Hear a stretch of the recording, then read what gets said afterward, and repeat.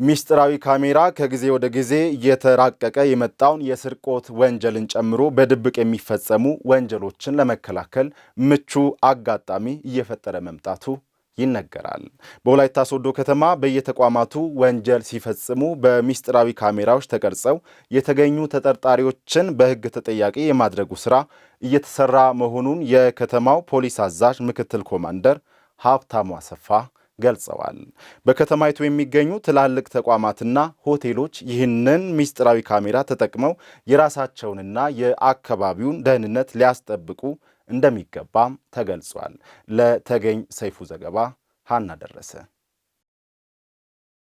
በምጣኔ ሀብት ያደጉ ሀገራት በቴክኖሎጂ መራቀቅ ከጀመሩ ወዲህ አገልግሎት አሰጣጥና የዜጎች ኑሮ ዘይቤ ከጊዜ ወደ ጊዜ እየተሻሻለ መጥቷል። ከቴክኖሎጂ ውጤቶች አንዱ የሆነውና ከጊዜ ወደ ጊዜ እየተስፋፋ የመጣው የምስጢር ካሜራ ወይም ሴኩሪቲ ካሜራ በእኛ ሀገርም የግለሰቦችና የተቋማትን ደህንነት ለማስጠበቅ ምቹ አጋጣሚ በመፍጠር እያገለገለ ይገኛል። 100 ሰው ጥበቃ ቀጥረ አካባቢውን ከምታስጠብቅ 2 ሰው ክፍል ላይ ቁጭ ብሎ በሴኩሪቲ ካሜራ እያንዳንዱን እንቅስቃሴ በጣም ሰፊ ቦታ በትንሽ ሰው ኃይል ማዳረስ ትችላለህና በዛ ላይ ደግሞ ሪከርድ ይቀመጣል። ሪከርድ መቀመጡ በማንኛውም ሰዓት የሆነ ነገር ቢፈጸም ወደ ኋላ ሄደ ማየት ትችላለህ። ሰው ከሆነ የሚጠብቀው ሪከርድ የሚደረግ ነገር የለም፣ ማስረጃ አይኖርህም ማለት ነው። ሴኩሪቲ ካሜራ ላይ ግን ማስረጃ አለ። ህግ የሚመለከታቸው ነገሮች ካሉ በማንኛውም ሰዓት ያንን ነገር አውጥተ መጠቀም ትችላለህ። ያው የተገልጋዮቻችንን ደህንነት ከመጠበቅ አንፃር ብዙ በሰው ኃይል መድረስ ወይም ደግሞ በሰው እይታ ውስጥ የማይገቡ ነገር ግን በካሜራ እይታ ውስጥ የሚገቡ የተለያዩ ችግሮች ሊፈጠሩ ይችላሉና ያው ዞሮ የተገልጋይን ደህንነት ለማስጠበቅ የተደረገ ነውና በዛ ነው ጉተራ ይሄንን ሲስተም ወይም ደግሞ ወደ ስራ ይገባ። እንደ ወላይታ ሶዶ ከተማ በርካታ ተቋማትና ግለሰቦች ንብረታቸውንና ደህንነታቸውን ለማስጠበቅ ሲባል በየመንገድ ዳርና የሰዎች እንቅስቃሴ በሚበዛባቸው ስፍራዎች ያስገጠሟቸው እነዚህ ዘመን አመጣሽ የምስጢር ካሜራዎች በየቀኑ በሚቀርጿቸው ምስልና ድምጽ ቅጂ ተቋማትንና ተገልጋይ ህብረተሰብን ከስርቆትና መሰል ጥርጣሬዎች እየታደጓቸው ይገኛሉ። በተለይ የተሽከርካሪዎች እንቅስቃሴ በሚበዛባቸው መስቀለኛ መንገዶች አካባቢና የህዝብ እንቅስቃሴ በሚበዛባቸው አካባቢዎች የሚገኙ የምስጢር ካሜራዎች ከተቋማት አልፈው ለከተማው ፖሊስ ጽሕፈት ቤት የትራፊክ አደጋ ወንጀሎችንና የስርቆት ወንጀሎችን አጋልጠው እየሰጡም ይገኛሉ። አንድ ጊዜ ስታፍ አንድ ታካሚያችን መጣ ብር እንግዳ መቀበያው ጋር ጥያለው አለች እና ብዙ ብር ነው፣ ወደ 20 ሺህ ብር አካባቢ ነው። እንግዳ መቀበያው ጋር አስቀምጬ በጣም ቤተሰብ ስለታመመ ደንግጬ አስቀምጬ ሄጃለሁ እና እንግዳ መቀበያው ጋር ያሉ ስታፎች አንስተው ሊሆን ይችላል ስጠይቃቸው አላየንም አሉ እና ይሄንን ነገር ድርጅቱ ያስተካክልልኝ ብላ መጣች። እሷ እንግዲህ ስታፍ ተጠርጥራለች። እዚህ ያስቀመጠችው የምታስታውሰው እንግዳ መቀበያው ጋር ጠረጴዛው ላይ እንዳስቀመጠች ነው።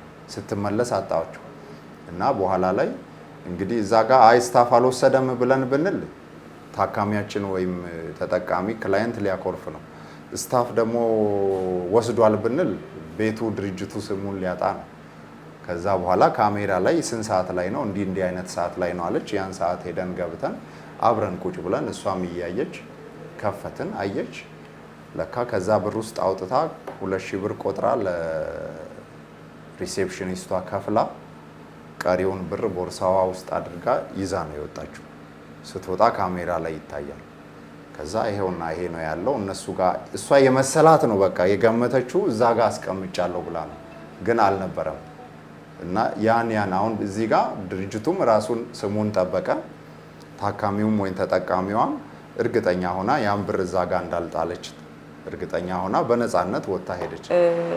አንድ ደንበኛችን ምግብ ሊበላ በገባበት ቦታ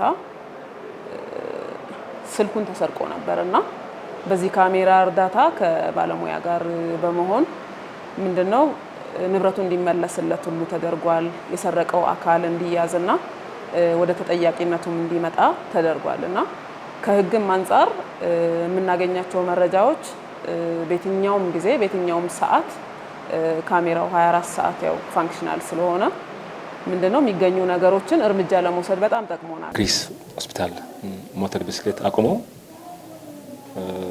ታካሚውን ለማሳከም ውስጥ በገባበት ውጪ ያለውን ሞተር ብስክሌት ይዞ ነው ወንጀለኛው ሄደው። ግን ያን ወንጀለኛው ይዞ ሄደውን ወዲያው ነው በዛ ሰዓቱ የዛ የግሪስ ሆስፒታል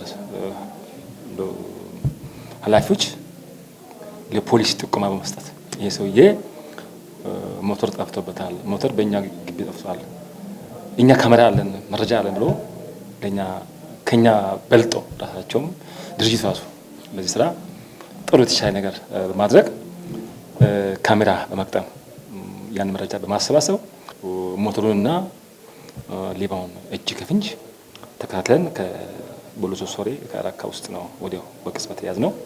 ይህን የጠቀመን ይህ መረጃ ነው። ማንኛውንም ወንጀልና ወንጀለኛውን ያለማንም ምስክርነት አጋልጦ የሚሰጠውን ሴኩሪቲ ካሜራ በከተማ ውስጥ የሚገኙ ሁሉም ተቋማትና ባለሀብቶች እንዲጠቀሙ የማድረግ ስራዎች መጀመራቸውን የወላይታ ሶዶ ከተማ ፖሊስ አዛዥ ምክትል ኮማንደር ሀብታሙ አሰፋ ገልጸዋል። እኩል አረዳድ እንዲኖርና እኩል ወንጀል እንድንከላከል የሚያስችል አቅም ለመፍጠር ባንኮችን ጠርተን ትላልቅ የከተማችን ውስጥ ያሉ ባለሀብቶችን ጠርተን ሆቴሎችን ጠርተን ይህንን ካሜራ እንዲጠቀሙና ወንጀልን እንዲከላከሉ ተፈጽሞ እንኳን ቢገኙ ለፖሊስ እንዲያቀርቡ የሚያስችል አቅም ለመፍጠር ከነሱ ጋር ሰነድ አዘጋጅተን የውይይት የምናደርግናል። ያገለግለኛል በሚል እምነት ወንበሩን የፈቀደልንን ህዝባችንን በገባነው ቃል መሰረት ልናገለግል ይገባላሉ የጌዲዮ ዞን ዋና አስተዳዳሪ ዶክተር ዝናቡ ወልዴ። የጌዲዮ ዞን አጠቃላይ አመራሮች በቀጣይ ትኩረት አቅጣጫዎች ላይ ለመምከር በይርጋ ጨፌ ከተማ ሲያካሂዱ የቆዩት መድረክ ተጠናቋል። አመራሩ የሀሳብና የተግባር አንድነትን ለማስጠበቅ አሁን ያለውን የፖለቲካ መረጋጋት በማጽናት የዞኑን ብልጽግናና የህዝቡን ተጠቃሚነት ለማረጋገጥ መስራት እንዳለባቸው ተጠቅሟል። የህዝቡን የልማትና የመልካም አስተዳደር ጥያቄዎች በብቃት ለመመለስና ሁለንተናዊ ተጠቃሚነትን ለማረጋገጥ የአመራሩ የአመለካከትና የተግባር አንድነት ወሳኝ መሆኑን ነው ዋና አስተዳዳሪው የገለጹት። የጌዲዮ ዞን ብልጽግና ፓርቲ ቅርንጫፍ ጽህፈት ቤት ኃላፊ አቶ አበባየው ኢሳያስ በበኩላቸው ህዝቡ የሚፈልጋቸውን የልማትና የመልካም አስተዳደር ጥያቄዎችን ለመመለስ አመራሩ ውስጣዊ አንድነቱን በማጠናከር ለቀጣይ ተልዕኮ በታላቅ ተነሳሽነት መውጣት እንዳለበትም አመላክተዋል። መረጃው የዞኑ መንግስት ኮሚኒኬሽን ጽህፈት ቤት ነው።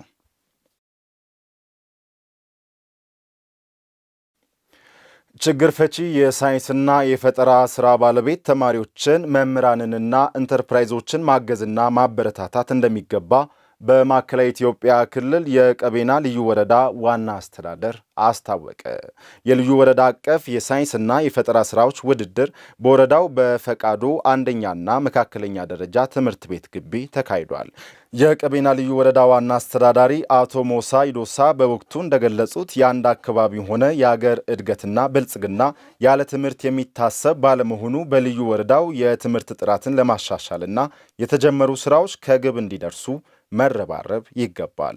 በውድድሩ ለሀገርና ለማህበረሰቡ እገዛ ያላቸውንና ችግር ፈቺ የፈጠራ ስራዎች ማየት ተችሏል ብለዋል። የልዩ ወረዳው ትምህርት ጽህፈት ቤት ኃላፊ አቶ አህመድ ሐሰን በበኩላቸው በተያዘው የትምህርት ዘመን በልዩ ወረዳው የተማሪዎችን ውጤት ለማሻሻል እስካሁን 21 ሚሊዮን ብር ከማህበረሰቡና ከአጋር አካላት በማሰባሰብ ለመጽሐፍ ህትመት ትምህርት ቤቶችን ምቹ ለማድረግና ለሌሎችም ለትምህርት ቁሳቁስ ማዋል መቻሉን ተናግረዋል ሲል የደቡብ ሬዲዮና ቴሌቪዥን ድርጅት አስነብቧል።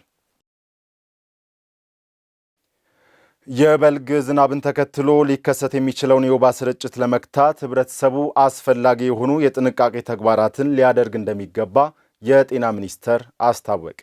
ዓለም አቀፍ የወባ ቀን አዳዲስ ፈጠራዎችንና ሀብትን በማቀናጀት በሁሉን አቀፍ ቁርጠኝነት ወባን እንግታ በሚል መሪ ሀሳብ ከሚያዝያ 16 እስከ 18 ቀን 2017 ዓ.ም እንደሚከበር ተጠቅሷል። ዓለም አቀፍ የወባ ቀን መከበር ወባን ለመከላከልና ለመቆጣጠር በተሰሩ ስራዎች የተገኙ ስኬቶችን ለማስፋትና ክፍተቶችን ለማረምና የማህበረሰቡን ግንዛቤ የሚያሳድጉ ስራዎችን ለመስራት ያስችላል ተብሏል። ይህንኑ ጉዳይና አሁናዊ የወባ ስርጭትን በማስመልከት የጤና ሚኒስትር ዴኤታ ዶክተር ደረጀ ዱጉማ መግለጫ ሰጥተዋል። ሚኒስትር ዴኤታው በመግለጫቸው ባለፉት ወራት በተሰሩ ስራዎች የወባ በሽታ ስርጭትን ለመቀነስ በትኩረት እየተሰራ መሆኑን ገልጸው በዚህም የተሻለ ውጤት ማስመዝገብ መቻሉ ነው የጠቀሱት። በዚህም ባለፉት 8 ወራት ከ20 ሚሊዮን በላይ ለሚሆኑ ሰዎች ምርመራ በማድረግ የወባ በሽታ የተገኘባቸው የሕክምና ድጋፍና ክትትል እንደተደረገላቸው ገልጸዋል። በተጨማሪም ከፍተኛ ስርጭት የሚስተዋልባቸው 202 ወረዳዎች ላይ ክትትል መደረጉንና የስርጭት መጠኑን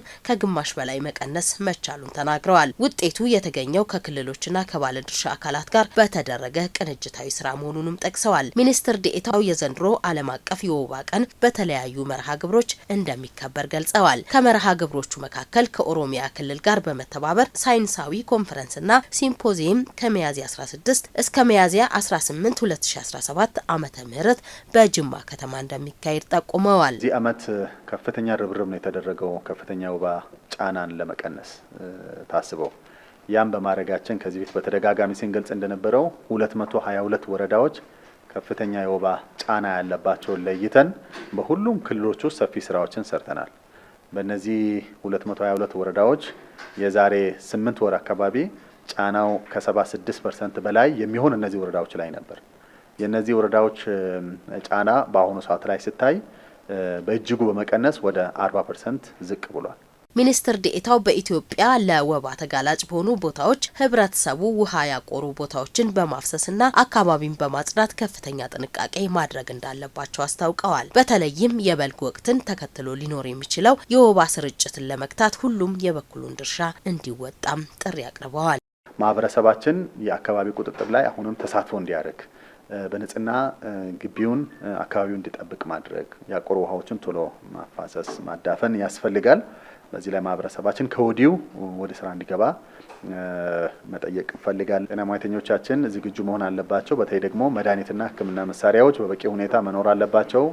የቅኝት ስርዓቱ መጠናከር አለበት። በየቀኑ ከቀበሌ ጀምሮ የወባ ህመምተኛ ቁጥር እስከ ጤና ሚኒስቴር ድረስ በጤና ህብረተሰብ ጤና ኢንስቲትዩት በኩል መምጣት መቻል አለበት። ዘገባው የኢትዮጵያ ዜና አገልግሎት ነው።